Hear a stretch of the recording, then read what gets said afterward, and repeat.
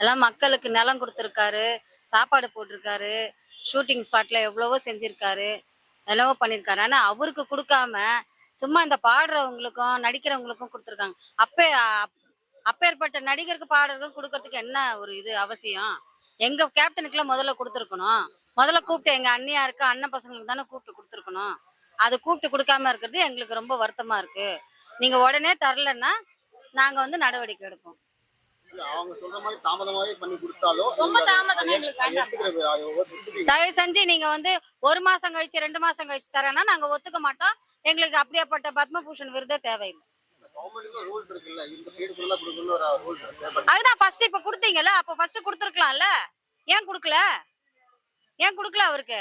அவருக்கு என்ன தகுதி இல்லையா? என்ன இல்ல? எல்லாம் இவர் தான் பண்ணியிருக்காரு எல்லாமே. எங்க அண்ணன் தான் சும்மா நடிக்கிறவங்களுக்கும் பாடுறவங்களுக்கும் கொடுத்துருக்கீங்க. ஏன் எங்க அண்ணனுக்கு கொடுத்தா என்ன உங்களுக்கு?